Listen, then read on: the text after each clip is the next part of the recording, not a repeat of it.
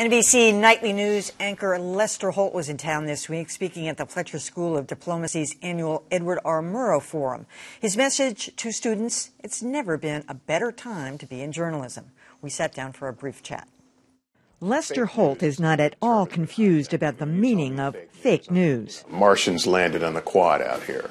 That's fake news. But he says when President Donald Trump starts calling news he doesn't like fake, that's a problem. I don't think it's healthy when we're specifically called out that everything unfavorable is fake. When the president says, believe me, a lot of people do. Why doesn't the news media have that same level of credibility? I think we have a level of credibility, but not among everybody anymore. One of the things that's happened here is that we've all been kind of slapped in the face and reminded that this was never really about popularity. What we do is sometimes going to step on your toes. It's going to make you uncomfortable. It's going to challenge your worldview. And, you're going to want to throw something in the TV sometimes. Holt's evening news competitors each take a different approach to the New World Order.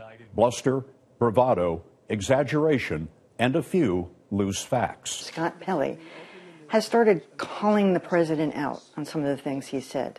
How do you feel about that? We lay it out there every day. When something is unsubstantiated, when something is, patently untrue, we say it.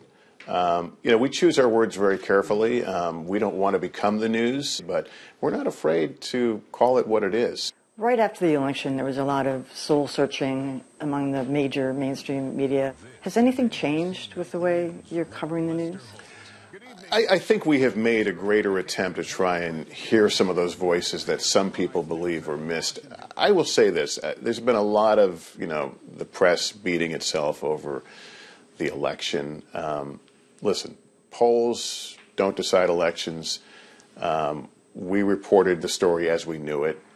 The popular vote came out roughly about the way the polls had predicted. There was no rooting for Hillary Clinton. It appeared that she was on a track to win. She didn't win. As for what gets Lester Holt's juices going in the morning, I just like the good story, and I want the answers, and I want to put stuff out there that people are talking about.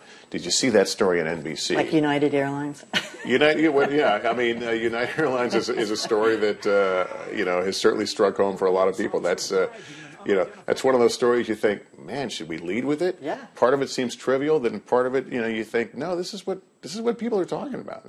My good friend Tom Brokaw likes to talk about let's not be above the news. Amen to that.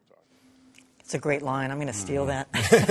Above the news. It's like, in many respects, I thought, in fact, what was going on with United this week was the lead story. It was just it wasn't just that everybody was talking about it. There was a lot of serious implications there. But talking to Lester and listening to a little what he was saying to some of the other people, you realize how much people in the news business are really wrestling with how to go about covering Donald Trump without changing what you fundamentally do. He was saying, well, we're not going to fundamentally change what we do, but it's a different approach. You're dealing with something that no one has ever really encountered in terms of, the pushback and the flip-off and the way he handles not only the news media but everybody else. It's a juggling act. It really is. And what I like, though, about this season, if you will, of this interesting Washington rhetoric, is that the network newscasts, I think, are becoming more relevant now. Better. There was a long time where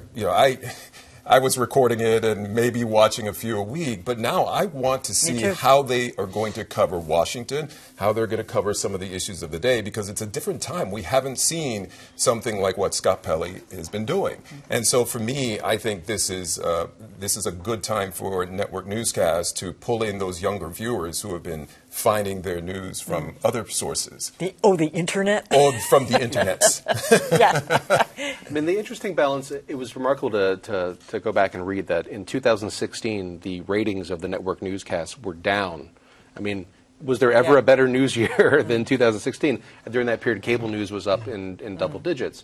But I think in a real sense, you're seeing something that the same thing happened in print and word-based and text-based formats happen in television, which is that in 2016, it was Breitbart, it was extreme partisan media that was really doing very well. But as soon as the election happened, you saw this return to something closer to a mainstream mode, at least among some people. You saw record subscriptions to the New York Times. You saw people wanting to give money to ProPublica. You saw this sort of retrenchment to something like we need to have something that has a core. And I think if they play their cards right, the broadcasts, including NBC's, could benefit from that. Yeah, I mean, Josh just stole my lunch. Sorry, and my lunch money. That's okay. You stole mine. But that's okay.